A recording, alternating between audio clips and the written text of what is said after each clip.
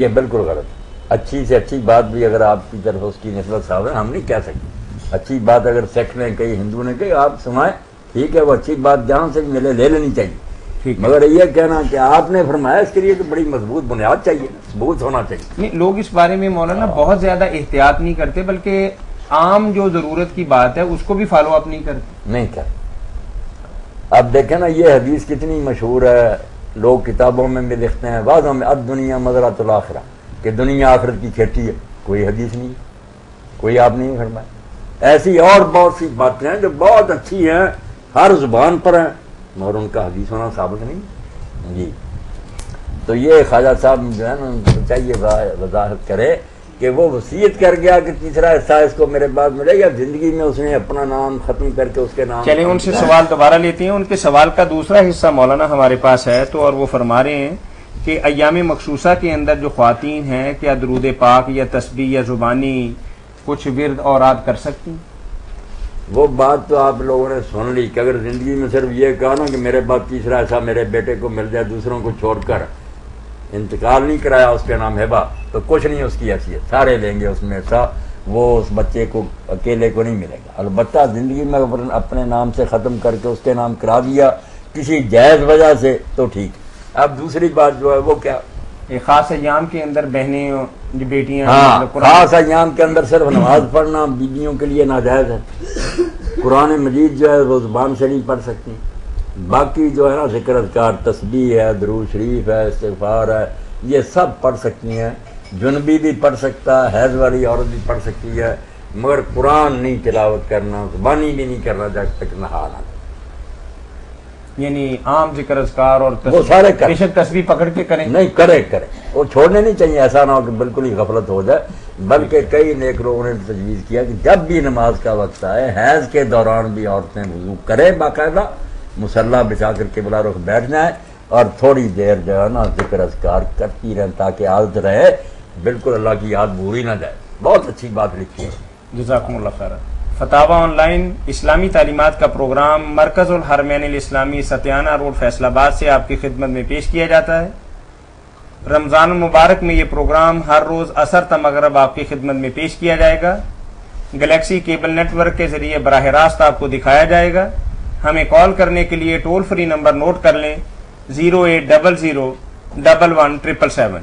جی مولانا ہمارے پاس ایک سوال ہے کہ سنا ہے کہ امام بخاری رحمۃ اللہ علیہ کو 6 لاکھ احادیث زبانی یاد تھی, لیکن آپ نے اپنی کتاب میں صرف چند ہزار احادیث بیان کی ہیں. امام موصوف کو حدیثوں کے قبول اور رد کا طریقہ کیا تھا اور دوسرے محدثین سے یہ کیسے مختلف تھا, ذرا وضاحت فرما دیں. جی کال. جی السلام علیکم. وعلیکم السلام. جی رانا محمد اکرم عرض کر رہا ہوں. جی آپ کی لائن جو ہے نا تصویر بار بار کٹ جاتی ہے, یہ گلیکسی والوں کو بولے ہیں. نہیں, گلیکسی والوں کا نہیں قصور, یہ ہمارے ہاں سے کچھ آج پہلا دن ہے, چونکہ ہماری تاریں وغیرہ صحیح طریقے سے نہیں لگی ہوئی. جی جی تو یہ پرابلم آ رہا ہے. انشاءاللہ کل ایسا نہیں ہوگا. بڑی مہربانی. دیکھ رہے ہیں نا جی بیٹھے, یہ ایسا نہیں ہونا چاہیے کہ بار بار تصویر غائب ہو جاتی ہے. یار معاف تو کرتے ہیں نا, جب ابتدائی کام ہو تو اس میں بے شمار ایسی چیزیں جو سمجھ میں نہ آئیں. جی جی تو ہم تو کہہ رہے ہیں نا کہ انشاءاللہ ایسا ہوگا نہیں. ٹھیک ہو جائے گا انشاءاللہ. آپ اپنے ٹیلی ویژن کی آواز ذرا کم کریں اور پھر سوال کریں. آواز تو میں نے بالکل بند کی ہوئی. جی آپ کا جو ہے نا یہ سوال کوئی نہیں, بس یہی بتانا تھا آپ کو. جی ٹھیک ہے. یہ تصویر بار بار کٹ رہی ہے. یہ ہمارے ہاں سے تھا جی. انشاءاللہ ایسا ہو جائے گا معاملہ انشاءاللہ. دعا کریں انشاءاللہ. بہت شکریہ رانا صاحب. اچھا, یہ امام بخاری رحمۃ اللہ علیہ کے بارے میں یہ مولانا بہت مشہور بات ہے. امام بخاری رحمۃ اللہ علیہ کے بارے میں یہ بہت مشہور بات ہے کہ 6 لاکھ میں سے انہوں نے یہ چھانٹی. 6 لاکھ تو حدیثات سارے جان کی, بناوٹی صحیح ضعیف ساری بھی اکٹھی کر رہے ہیں, نہیں بنتی ہے ہی نہیں. اتنی کہاں نا, کوئی ایسی بات نہیں. یہ باتیں خواہ مخواہ لوگ بنا لیتے ہیں.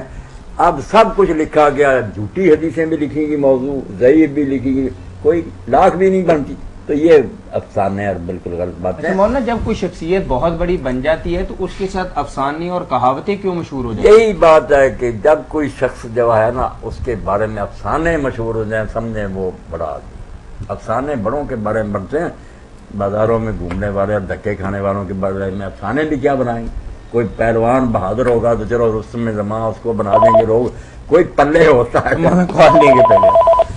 جی السلام علیکم. وعلیکم السلام. جی میں سہیل بشیر بول رہا ہوں جی جی یہ آپ سے پوچھنا تھا کہ تراویح کی کیا حقیقت ہے، کیا اہمیت ہے، کیا یہ سنت ہے، کیا یہ واجب ہے، اور اگر یہ سنت ہے تو سنت موقدہ ہے یا کہ غیر موقدہ ہے؟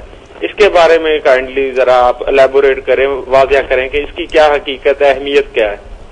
میرے بھائی پہلی بات جو ہے نا وہ آپ کے سب کے سننے کی کال کٹ دوبارہ آ جائے گی انشاءاللہ۔ امام بخاری کے بارے میں اگر تھوڑا بہت اس افسانے کو ماننا بھی ہے نا تو سمجھنے کی بات یہ آپ سب بیٹھے ہیں ذہن میں بٹھانے میں مشکل دور ہو جائے گی کہ حدیث ایک ہی ہوتی ہے، انما الاعمال بالنیات، مگر وہ آگے سننے والے اور بیان کرنے والے کئی سو راوی بن جاتا، وہ چین ہوتے ہیں طریق۔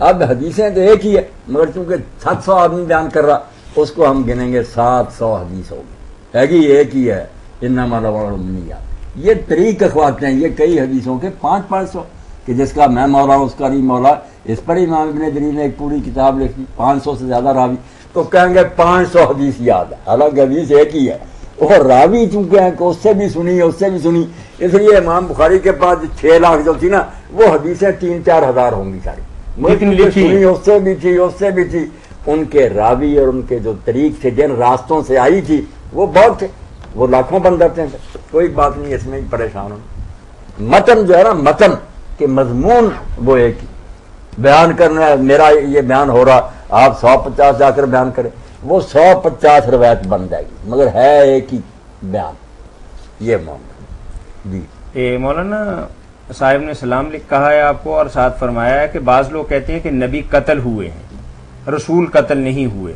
تو کیا یہ بات قرآنی اعتبار سے درست ہے؟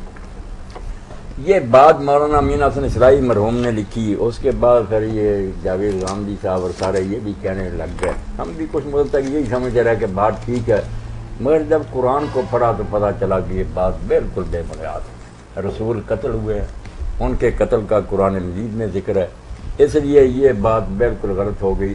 اور میں نے ایک رسالہ میں پڑھا تھا، کسی نے جب غامدی صاحب کو بھی توجہ دلائی تو انہوں نے کہا یار میں بھی نظر ثانی کر رہا ہوں، دیکھ رہا ہوں، واقعی ایسی آیتیں ہیں کہ رسول ان کا ذکر ہے کہ رسول پھر قتل کر دیے گئے، تو یہ بات کوئی ایسی ٹھیک نہیں، یعنی تاریخی اعتبار سے یہ بات درست نہیں۔ میں ایک آیت پڑھ دیتا ہوں ورنہ اور آیتیں بہت ہیں، یہ سورہ میں آل عمران سے پڑھ رہا ہوں۔ الذین قالوا ان اللہ عہد الینا اللہ نؤمن لرسول حتی یاتینا بقربان تاکل النار۔ یہودیوں نے تنگ کرنے کے لیے اور چیر کے طور پر حضور سے کہا کہ ہم سے تو اللہ نے یہ وعدہ دے لیا، ہمیں یہ ہدایت کی ہے کہ کسی رسول کو نہیں مانیں گے جب تک وہ ایسی قربانی نہ کرے کہ غیب سے آگ نکلے اور اس کو کھائے۔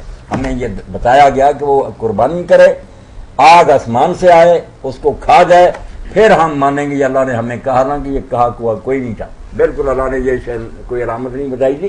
واقعہ ضرور تھا کہ حضرت الیاس کا مقابلہ جب مشرکوں سے ہوا تھا تو انہوں نے کہا تھا تم اپنے بتوں سے دعا کرو کہ یہ قربانی کو آگ لگا دیں، کچھ نہ بنا۔ انہوں نے کہا پھر حوض بناؤ، اس میں رکھو قربانی اور ارد گرد پانی بھی بھر دو، تو ہمارے بتوں سے تو خشک لکڑی کو نہیں لگا۔